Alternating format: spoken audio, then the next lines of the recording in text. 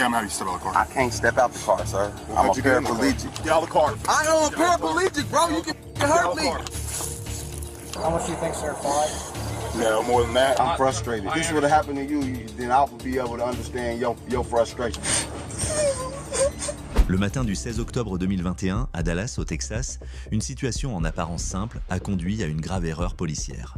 Un homme noir de 27 ans nommé Sylvester était simplement en route pour acheter le petit déjeuner de ses 4 enfants lorsqu'il a été arrêté. La raison ? Il avait oublié d'activer son clignotant au moins 30 mètres avant de tourner, comme l'exige le code de la route, une petite infraction qui, dans bien des cas, n'aurait valu qu'un simple rappel à l'ordre. Pourtant, pour lui, cette action allait vite se transformer en un contrôle tendu, les deux agents estimant qu'il avait un comportement suspect. L'angle que vous voyez provient de la caméra portée par l'agente Harris, plus tard critiquée pour avoir réagi avec une rigidité excessive dans une situation qui ne présentait aucune menace réelle. Damn, I'm finna go get some for my baby, something to eat. Okay, hey, if you're good, sir, you're good. Pressé de rejoindre le restaurant, l'homme souhaite en finir rapidement avec le contrôle et tend ses papiers aux policiers sans discuter. Mais dès qu'elle lit le nom sur le permis, l'agente Harris avertit son collègue. Elle pense avoir affaire à un suspect recherché pour violence domestique, un certain Sylvester dont le nom diffère d'une seule lettre. Cette erreur d'identification aurait pu être facilement évitée s'ils avaient vérifié correctement dans le système, mais son collègue néglige cette étape. Il ouvre la portière et ordonne à Sylvester de sortir du véhicule, donnant ainsi le coup d'envoi d'une arrestation injustifiée qui provoquera l'indignation du public. I'll explain it to you. Step out. I'll explain everything. No, sir. Tell me why. I'll explain everything. No, I gotta get up out the car. You didn't give me permission. I didn't give you permission to. I'm pulling up right now. Right now, you are being detained. Entouré par plusieurs agents en uniforme, Sylvester est complètement désemparé. Il n'a jamais eu affaire à la justice. Il travaille, élève ses enfants et mène une vie tranquille. Et pourtant, pour un simple clignotant oublié, le voilà soudain devenu suspect. Voyant plusieurs policiers s'approcher, il tente d'éviter tout malentendu et précise lui-même qu'il possède une arme à feu légale. Cette information fait aussitôt monter la tension d'un cran. À leurs yeux, la combinaison homme noir, suspect recherché, port d'armes, devient le portrait parfait d'une menace potentielle.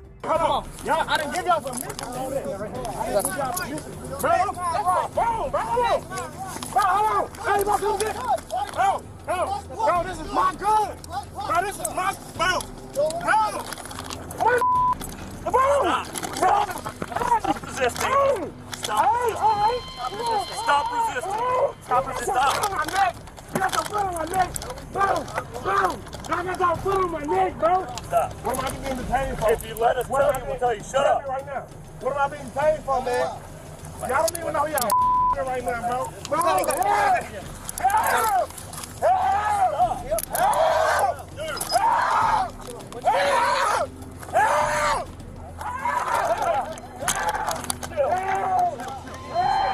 Y'all hurting me! Y'all hurting me, man! Y'all hurting me! What do you want to do? Y'all hurting me! Y'all hurting me! What are y'all doing? Bro! Help! Help! Help! Help! They hurting me! Malgré ses supplications et ses explications, les agents choisissent de la force plutôt que l'écoute. Dans leur regard, l'image d'un homme noir armé, soupçonné d'être un fugitif, suffit à déclencher leur instinct de défense le plus élevé. Sylvester était maîtrisé puis plaqué dans la voiture de patrouille, bien qu'il n'ait offert aucune résistance. Ce n'est qu'après avoir vérifié les données sur l'ordinateur que l'agente Harris réalise, stupéfaite, leur terrible erreur, l'homme était totalement innocent.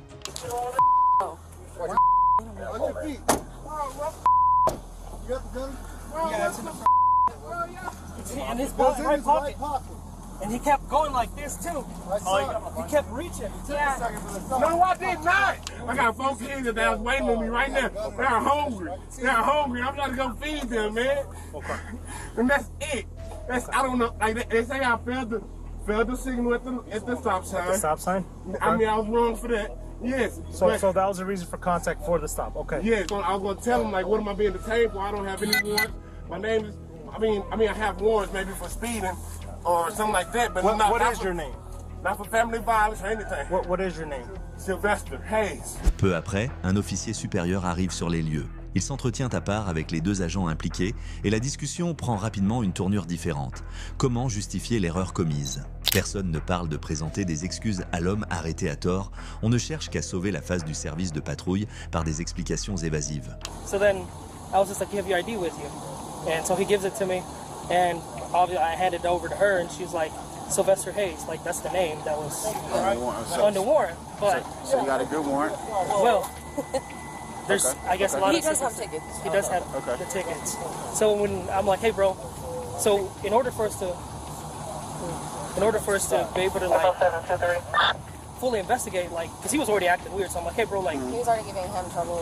I'm like, can you just step out of the car, please? Like, let's go to the back of the car.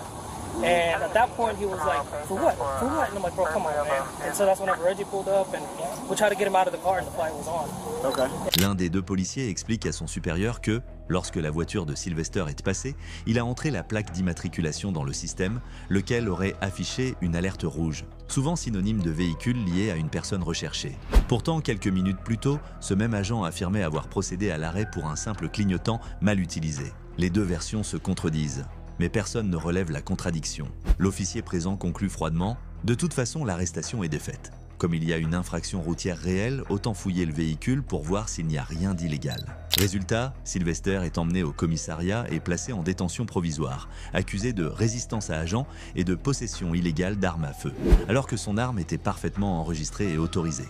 D'une faute mineure, il perd son emploi, ses revenus et doit s'installer avec ses 4 enfants chez des proches. Un an plus tard, lorsque le tribunal annule toutes les charges, Sylvester dépose plainte contre la ville de Dallas et son département de police, les accusant d'arrestation illégale et d'usage de force excessive. Le deuxième incident s'est produit en plein midi, le 30 septembre 2021, dans la ville de Dayton, dans l'État de l'Ohio, aux États-Unis. Un homme noir rentrait tranquillement chez lui lorsqu'il a soudain été interpellé en pleine rue par une équipe de la brigade antidrogue. Hey, how's it going, my man? How are you? Lost car, Dane Police Department. Reason for stop me. Your window tends too dark. I'm sorry. Your window tends too dark, my man. Any reason why? Not my vehicle. Okay, that's cool. You got an ID on you, man? Il s'agissait de Clifford Owensby, 39 ans, propriétaire d'une Audi de luxe aux vitres teintées. En consultant son dossier, les policiers découvrent qu'il avait un antécédent judiciaire datant de plusieurs années. Et, sur ce seul détail, ils concluent hâtivement qu'il pourrait être impliqué dans un trafic de drogue. Aucune preuve concrète n'est avancée, mais le soupçon remplace aussitôt toute analyse rationnelle. What's your name again? Clifford Owensby. Owensby? Yes, Driver Owensby, turn the car off for me, please. All right, undo your seatbelt for me. How do you step out of the car? Yeah, I'm gonna have you step out of the car. I can't step out the car, sir. Well, I'm a how'd you get in the car? paraplegic. I got help getting in. Well, I'll help you getting out. Excuse me? I'm gonna help you get out. Well, I don't think that's gonna happen, sir. Invité à sortir de son véhicule, l'homme explique calmement qu'il est paraplégique et incapable de se déplacer seul. Il affirme être personne handicapée et propose de montrer ses documents médicaux. Pourtant, les agents refusent de le croire. À leurs yeux, ce n'est qu'une mise en scène destinée à retarder le contrôle. Quelques instants plus tard, l'un d'eux aperçoit une liasse épaisse de billets sur le siège passager, un détail qui, aussitôt, attise davantage leurs soupçons. We about to get some people here that's about to witness what's going That's on. right. You gotta step out, bud. I cannot step out. I'm a paraplegic. Come on. I cannot. Come on, step out of the car.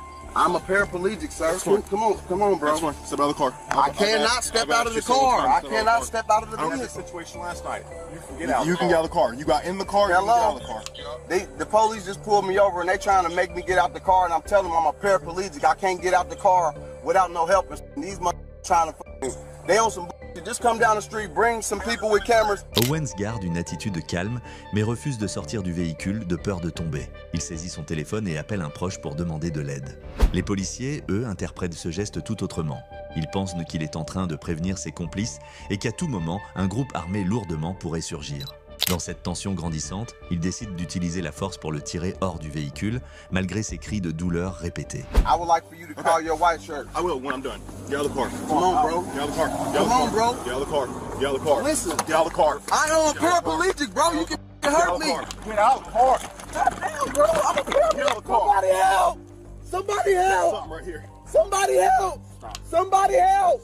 Stop. Stop. Someone help. Stop. So are y'all recording this? Stop. Stop. Somebody help. I'm a paraplegic. Stop. Stop. Stop. Stop. You are hurting Stop. me. What are you talking about? I'm a paraplegic. Stop. Stop. I'm a paraplegic. Stop. Making this worse than it needs to be. I'm a paraplegic. I gave y'all Stop. my ID. That's fine. I gave y'all everything y'all asked for. Stop. Cooperate. Y'all call You're a not white shirt. cooperating. You call whoever you want. I'm a paraplegic. These motherfuckers is doing me wrong. Man. Une fois extrait de la voiture, l'homme est placé dans le véhicule de patrouille, épuisé, pendant que les agents commencent à fouiller minutieusement l'Audi. Ils ouvrent chaque compartiment, chaque recoin, convaincus d'avoir affaire à une grosse affaire de drogue. How much do you think, sir? 5? No, more than that.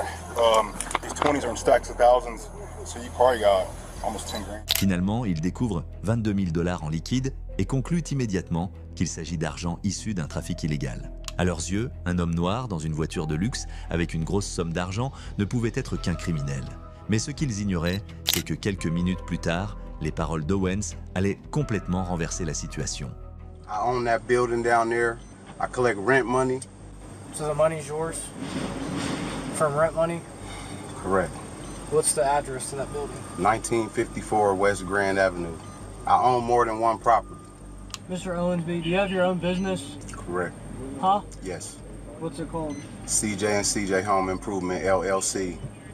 I also have a lawn care service. Interrogé sur l'origine de l'argent liquide, Owens explique calmement qu'il s'agit des loyers qu'il a perçus pour plusieurs biens immobiliers dont il est propriétaire. Il énonce chaque adresse avec précision, cite même le nom de sa société, toutes les informations concordent parfaitement. C'est à ce moment-là que les policiers comprennent, stupéfaits, qu'ils viennent de commettre une grave erreur. L'homme qu'ils traitaient comme un trafiquant de drogue était en réalité un entrepreneur handicapé, travailleur et persévérant, ayant bâti sa réussite à force de courage. Peu après, un officier supérieur arrive sur les lieux pour gérer la situation. Hello, sir. Sergeant McGill. What's your name? Clifford Owens. Clifford Owensby. How can I help you today? I heard you requested my presence. I was trying to get your assistance before they snatched me out of my vehicle. Well, out of the vehicle I was driving and embarrassed me and beat me up in front of the public. Well, then let me explain something to you. And you may not like the way this is going to sound, but we are allowed to remove people from the vehicle. There's case law from the Supreme Court. That says What if y'all would have broke my legs or something, man? They just snatched me out anyway. They didn't care how I landed on the ground or nothing. I told them. Are we going to have a conversation, or are we going to yell at each other? I'm frustrated. I don't. If this would have happened to you, then I would be able to understand your frustration. Partner.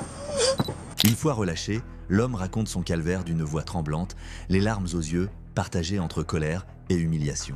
Cloué à un fauteuil roulant à vie, il a dû travailler 2 fois plus dur que les autres pour construire une vie stable. Et pourtant, à cause des préjugés, on l'a traité comme un danger public. Le supérieur sur place, lui, campe sur sa position. Selon lui, ses agents ont respecté la procédure. So one last question for you. Do you have any injury that you want to describe? Yes, I do. I might need medical attention. I don't see anything that would require medical attention right now. Do you have any? Can you? I'm describe hurting. what type of injury? I'm hurting. My legs hurt. Well, you can't feel your legs.